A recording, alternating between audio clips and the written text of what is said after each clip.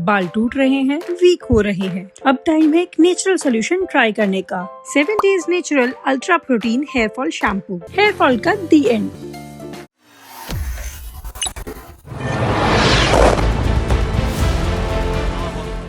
भारत ने जम्मू कश्मीर के पहलगाम में हुए आतंकी हमले का ऐसा बदला ले लिया जिसे पूरी दुनिया ने देखा। यहाँ तक कि पाकिस्तान के तो पसीने ही छूट गए, क्योंकि भारत ने पाकिस्तान में घुसकर ही उसके आतंकी ठिकानों को नेस्तनाबूद कर दिया।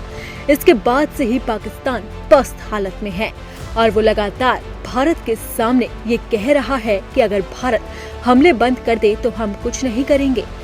भारत का ये बदला पाकिस्तान सालों तक नहीं भुला पाएगा। भारतीय सेना ने पीओके स्थित मुजफ्फराबाद, कोटली, बहावलपुर समेत कुल 9 आतंकी ठिकानों को निशाना बनाया। भारत के इस कदम की दुनिया भर में चर्चा हो रही है।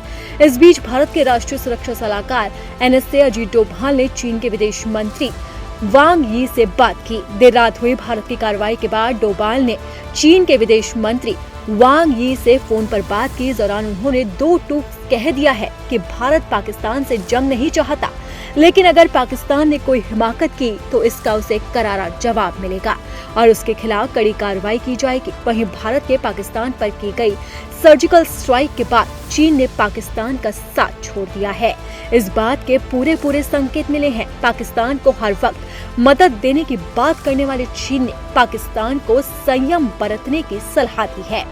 चीन ने कहा है कि पाकिस्तान ऐसा कोई भी काम न करे जिससे जंग के हालात पैदा हो जाएं। चीनी विदेश मंत्रालय के प्रवक्ता ने कहा है कि भारत और पाकिस्तान पड़ोसी देश हैं, आगे भी दोनों पड़ोसी ही रहेंगे। ऐसे में दोनों शांति से मसले का हल करें। शांति के लिए व्यापक हित में काम करने की जरूरत है। इधर भारत के ऑपरेशन सिंदूर के तहत किए गए एयर स्ट्राइक के बाद पाकिस्तान की राजधानी इस्लामाबाद में प्रधानमंत्री शहबाज शरीफ की अगुवाई में नेशनल सिक्योरिटी कमेटी की अहम बैठक हुई। करीब 2 घंटे चली इस बैठक में पाकिस्तान की सैन्य और सिविल टॉप लीडरशिप मौजूद रही। इस दौरान भारत के हमले का जवाब कैसे दिया जाए, इस पर ही नहीं बल्कि जनता के गुस्से और भरोसे की कमी पर भी चर्चा होती रही। जानकारी के मुताबिक बैठक में भारतीय हमले के बाद की स्थिति पर सेना ने अपनी रिपोर्ट पेश की।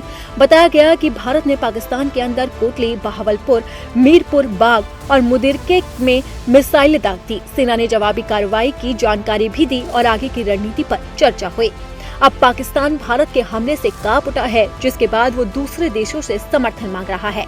हालांकि चीन ने इस बात के संकेत दिए हैं कि वो उसके साथ नहीं खड़ा है और वो संयम बरतने की पाकिस्तान को सलाह दे रहा है। अब देखना होगा कि भारत के हमले के बाद पाकिस्तान क्या करता है।